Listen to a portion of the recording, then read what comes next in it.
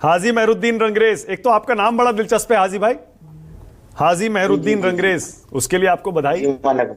अब मुझे ये बताइए, ओवैसी साहब दिल्ली में आ तो गए, कांग्रेस पार्टी विड्रॉ कर रही है ताकि बीजेपी को फायदा ना हो जाए, आप पर वही आरोप लगेगा आप बीजेपी को फायदा पहुंचाने के लिए और मुस्लिम वोट बांट रहे हैं, जवाब दीजिए।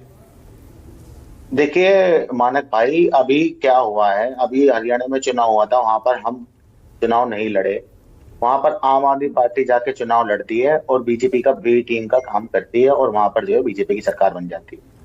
दिल्ली में लोकसभा का चुनाव होता है, लोकसभा में भी हम एक सीट पर भी चुनाव नहीं लड़ते, फिर भी बीजेपी जीत जाती है।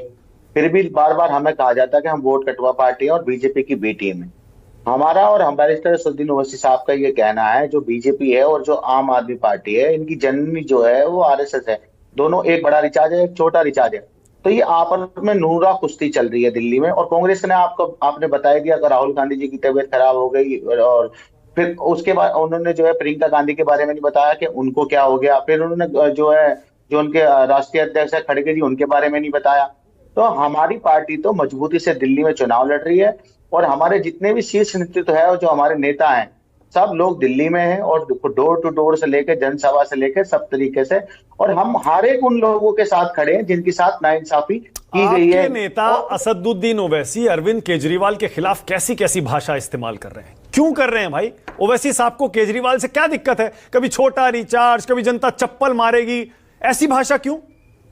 मैं बताता हूं मानक जी, जिस तरीके से जब कोरोना आया हमारे देश में, इन्होंने हमारे मरकज को जो है आम आदमी पार्टी ने कोरोना बम बताया और उसके आंकड़े बिल्कुल अलग से दिखाए कि कोरोना फैलाने वाले सारे मरकज के लोग थे। तब की फिर सुप्रीम कोर्ट में केस गया, उसमें कहा कि ऐसी कोई बात नहीं थी।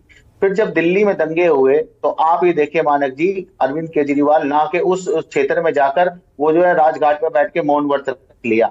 फिर आप जो देखिए किसान कानून, बीजेपी का साथ देखिए इन्होंने किस किस तरीके से आम आदमी पार्टी ने में निभाया है। जब किसान का आंदोलन हुआ तो हमारे जो केजरीवाल साहब थे वो चुप रहे, छोटा रिचार्ज जो है बीजेपी के।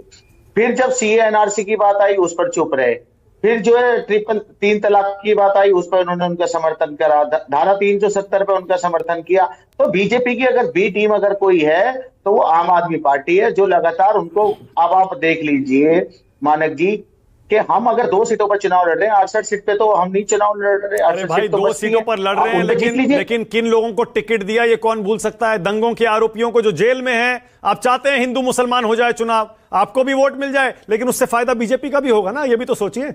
देखिए मानक भाई, आप ये समझिए, जो दहशतगर्द के इल्जाम में थी वो देश की सदन में बैठ सकती है, मोदी जी के उसमें कैबिनेट में रह सकती हैं, जिसने बम ब्लास्ट किया हो। ये तो अभी आरोपी हैं, ये कोई इन पे दोष सिद्ध तो नहीं हुआ।